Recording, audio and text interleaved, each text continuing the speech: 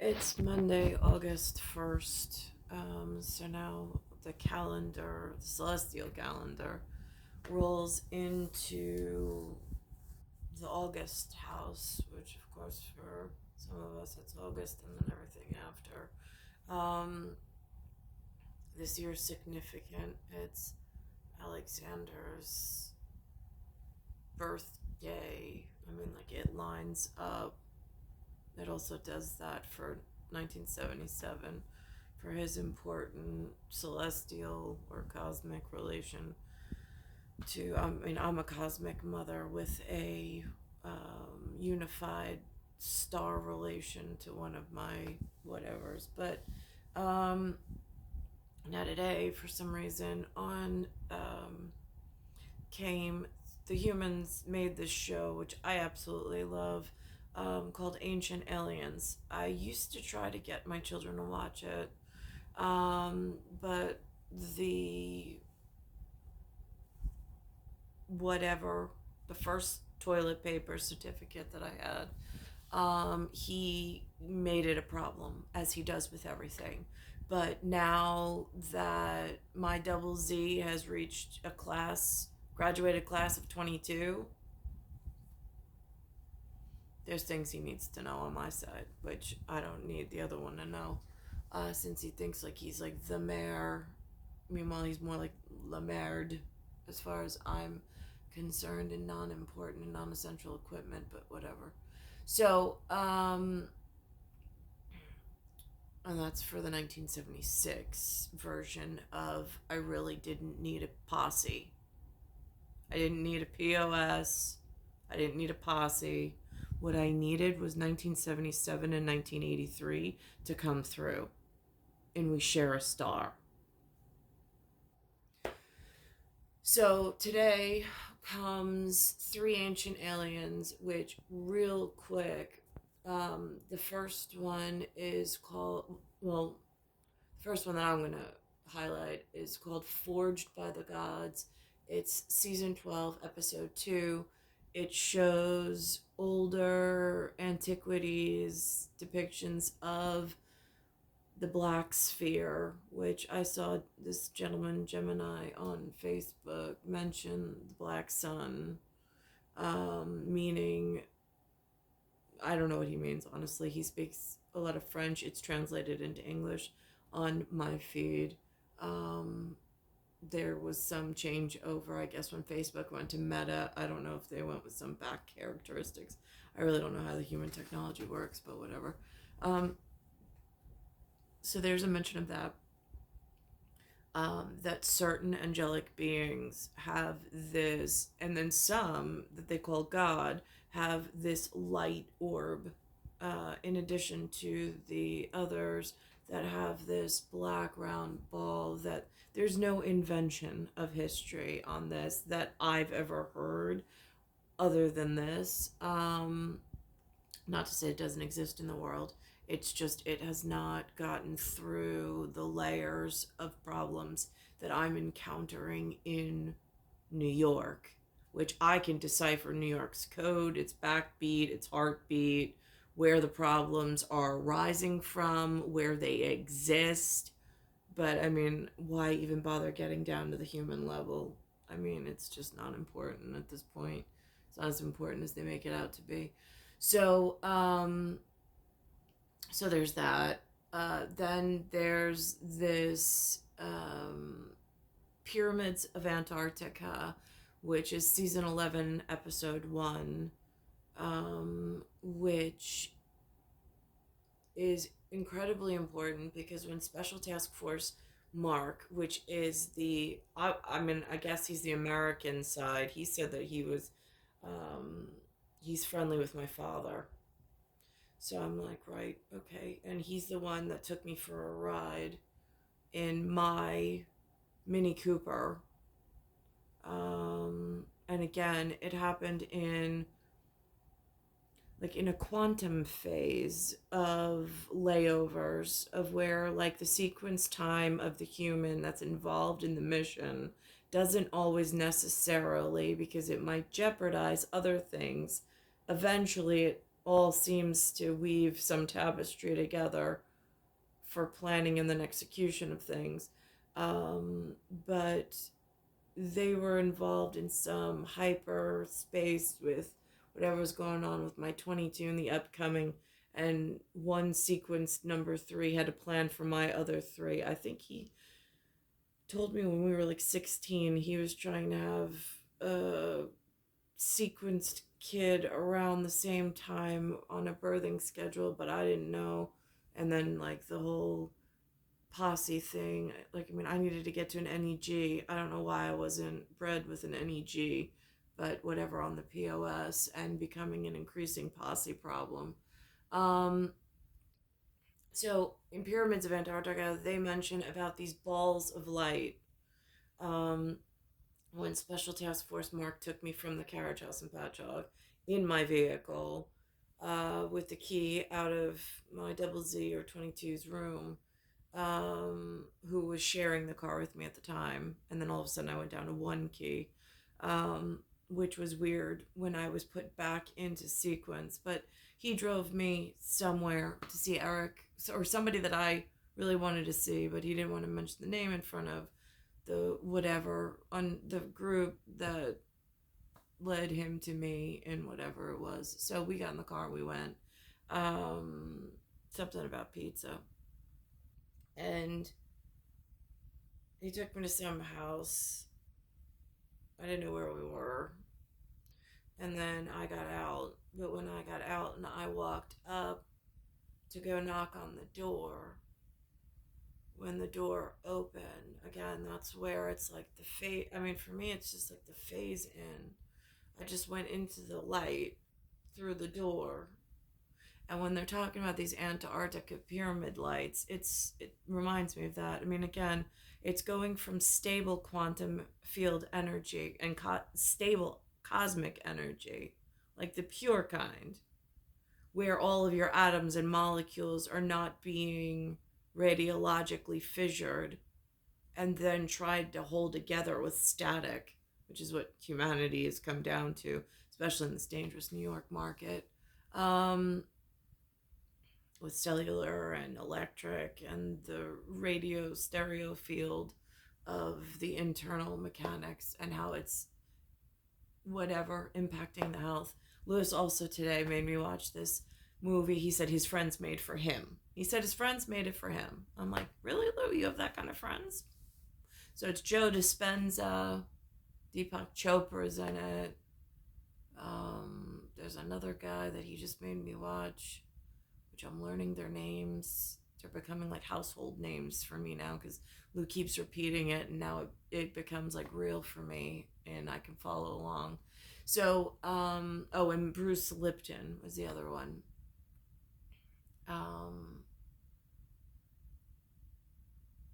And so they made this movie called Heal, Heal, which again, at a human side of things, I get it.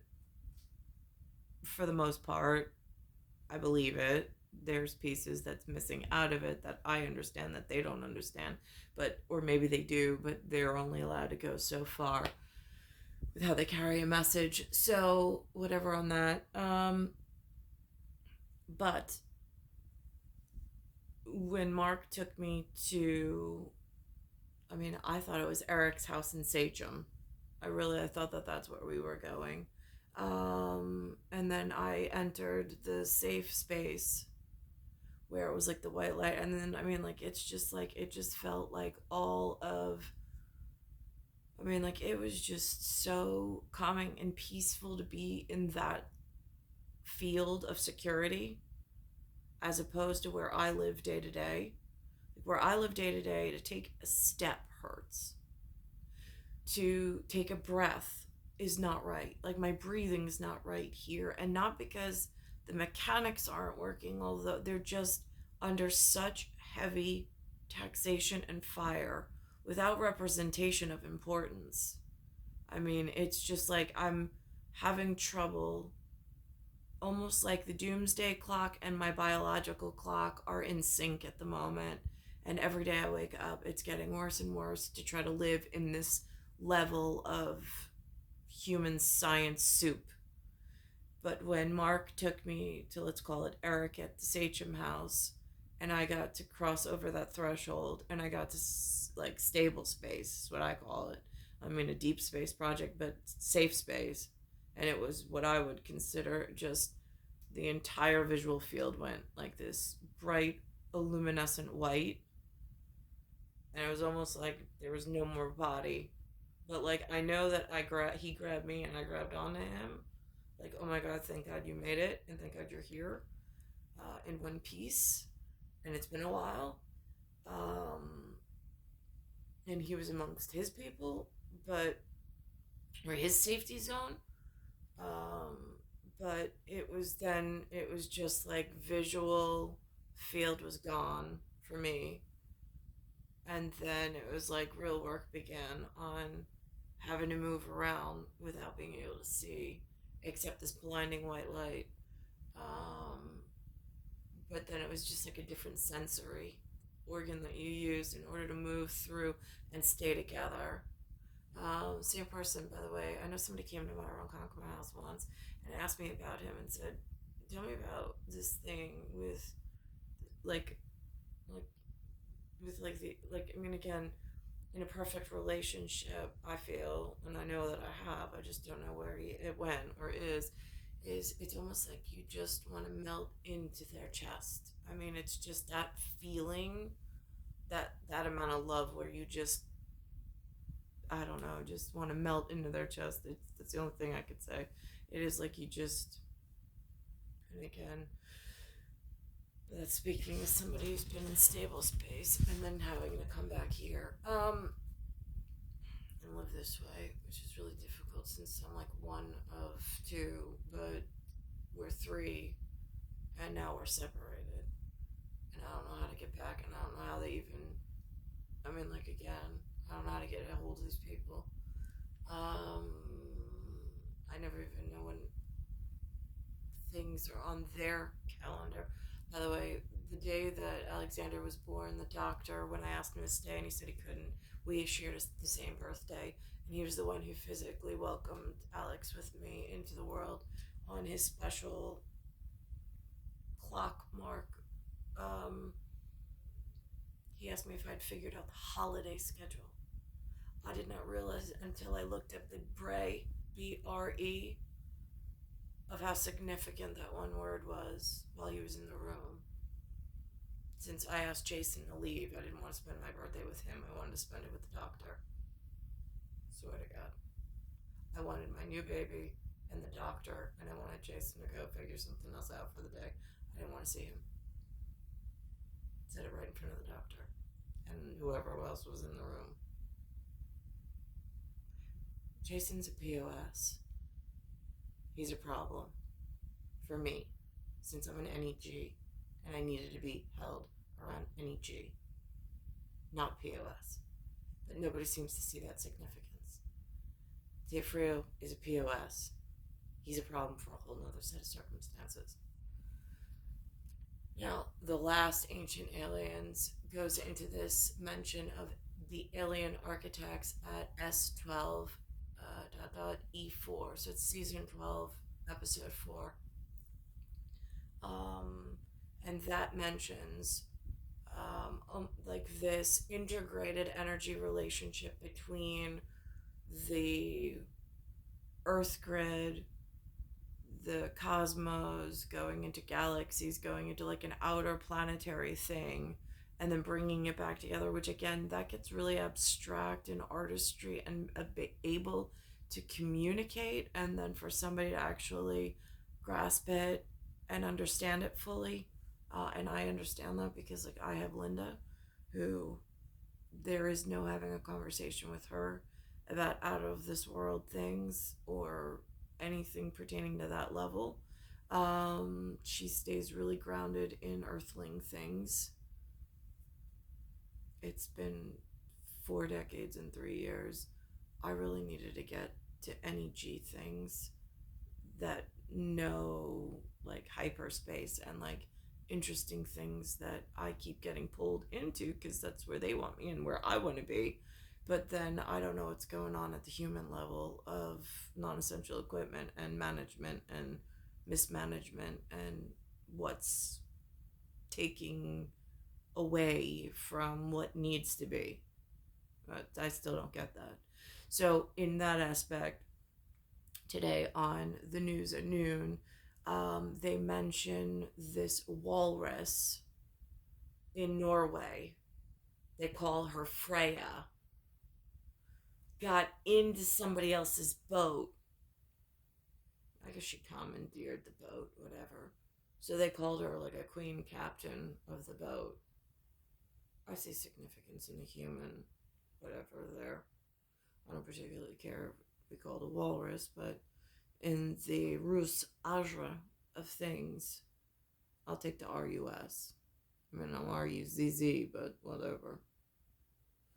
So here's back to ancient aliens. We'll start off with the Forged by the Gods mention that they put on today. Here's the 3 episodes. And today's August 1st, 2022.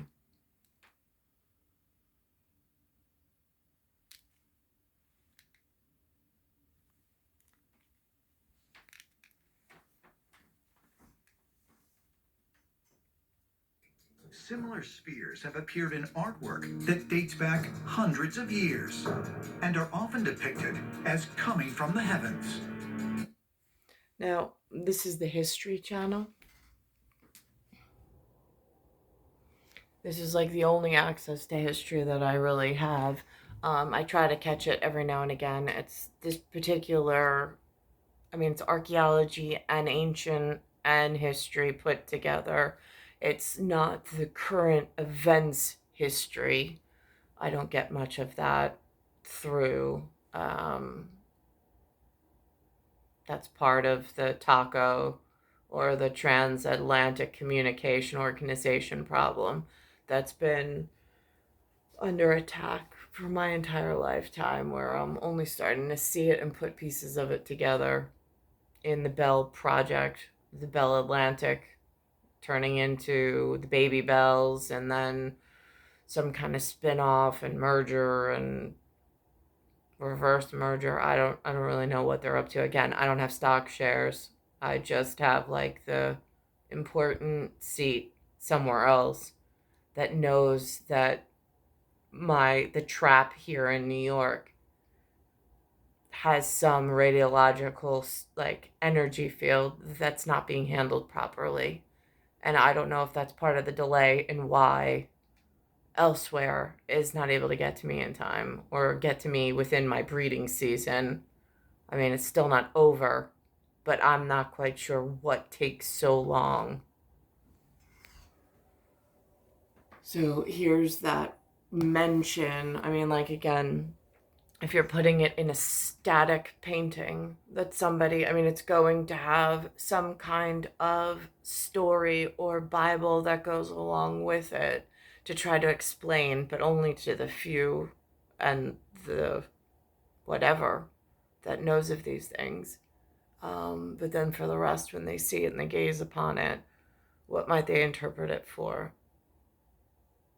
Because it does exist, it is real. Somebody made a handcrafted painting in order to prove in a certain select community that it does exist. And we are here, we are real. And we're not like the POS. At least I'm not. I can't speak on behalf of every NEG. I really haven't met many. In Christian art, you'll see these incredible examples of angels holding bowling ball-sized spheres in their hands. In other examples, Jesus himself holds a metallic sphere. God is portrayed holding a sphere. So when you go back to the Betts family and compare it with what we know about these spheres in Christian mythology, you have to ask, are we dealing with something of ancient origin or possibly of extraterrestrial origin? Where is that sphere today? My wager, one of our government agencies has this Betts sphere. And our government has probably learned a great deal about a sphere that has self-activating software and maybe has been sending and receiving the whole time. The concept of a self-activating metal sphere with the ability to communicate is not as far-fetched as it may sound. In fact, science is on the verge of discovering a similar technology today. Beijing, China, March. I don't want to go there. I don't even want it referenced at the moment because I don't want to have like a CCP thing of whatever and whatever. I'm sticking strictly to my own personal experience and where I need to be and where I need to get. So hang on that. I got to bring up the next episode. So this one's the mention that they put on about this pyramids of Antarctica. Saw a whole bunch of silver darting objects, and they are round. And he says they're doing the strangest thing. They're going like to this peak in a group, to this peak in a group, to this peak in a group, and then they'd all take off. And not only did this happen once, it happened over and over. According to the informant, this was just one of many strange mysteries on the continent that he witnessed during his time there. They get an assignment not long after. There's a medical emergency. They are now under the gun, the clock is ticking, and a decision was made. They're going through the no-fly zone because it's a medical emergency. And what do they see? In the ice, like a huge entrance to a cave but slanted going down. And he said, I think it was at least, Linda, 200 feet in diameter, a big hole in the ice. And he said, our instruments are not operating. We were losing electricity. We had magnetic anomalies. And we concluded there's something about this hole that is now causing these problems. They do their medical recovery. And the next thing they know, they're all being chewed out by men in suits that are not from McMurdo. They appear to be from Washington, D.C., and as he said, they told us that we are never, ever to fly over that hole, and we are never to discuss it again. What is that about? And does that have anything to do with all these other pieces that keep emerging, that there might be something archaeological in Antarctica? According to ancient astronaut theorists, this was not the first time a massive hole has been spotted in the ice of Antarctica. Famous polar explorer Admiral Richard Byrd allegedly reported seeing a massive entrance to an underground world during his 1947 expedition to the South Pole. Admiral Byrd made a lot of unusual statements, allegedly talking about a large opening at the South Pole that went deep inside the Earth, ice-free, and was inhabited by various sorts of aliens. And when Byrd got back to the United States, he was brought back to Washington, where he was questioned very heavily about his statements. And allegedly he was told to stop talking about this. You have to wonder, is the South Pole some kind of extraterrestrial entry zone? Some kind of portal that's so important that it has to be controlled by the military? Is the United States government covering up an extraterrestrial presence in Antarctica? And if so, could they be the same otherworldly beings that once occupied the continent thousands of years ago? Ancient astronaut theorists believe the truth may be revealed when Antarctica's ice finally disappears. Now here's the last piece. It's called the Alien Architects S12E4.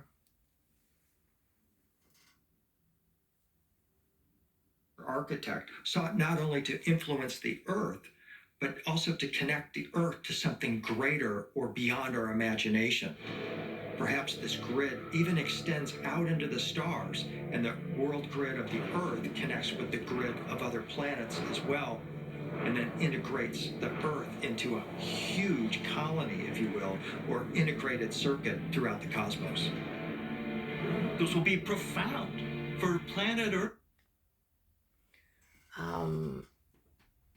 That little bit that he just said, like that integration, is kind of what I did sitting on the wall, sitting with my back up against the wall, with all of the post-it notes with nothing on them, just pattern sequence, for the uber importance of simplicity and knowing your own equipment, your own project, and knowing that sometimes it doesn't even need enhanced symbols on it when it's that important of a journaling moment. Now, with all of this super enhanced way of explaining things that other humans are made aware of, I guess it's not classified information any longer. I have no idea if the humans are out there touting it, promoting it, and speaking of it, and now it's used as a learning tool. I really don't know how that integration into their societal norms is being worked.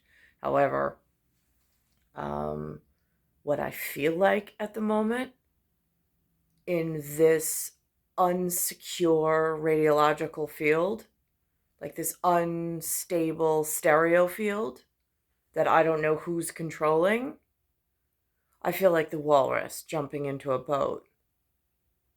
Like there's no captain there. I don't know how to steer the boat. I don't know how to drive the boat. I'm just a walrus that I know I need to be in the boat for some reason. Almost like the birds have this magnetic migration that they do, that they know is their route. I know I'm being withheld from where I needed to be throughout my entire life. There's more significant features and cooperation with some of the humans since my birth. So that's why I'm not quite sure where the disingenuous and disintegration happened along the life frame. So CBS This Morning, today being August 1st, aired. It was episode 151. And this is the part with the walrus. A walrus in Norway has found something to do between eating and sleeping. It's wrecking boats. This is Freya the walrus. Officials are considering relocating Freya. I love everything about Norway being terrorized by a walrus in vacation mode. Sinking boats like they're three-pointers. But also, Freya's not a mosquito you can just swat away. She's a 1,300-pound water queen, and guess what? She's the captain now. This morning's Eye Opener is presented by Progressive. Again, le mer, the sea, l'eau, the water, L-E-A-U, I think L-A-U-X, I don't know. There's, in my studies of whatever, agua, aqua,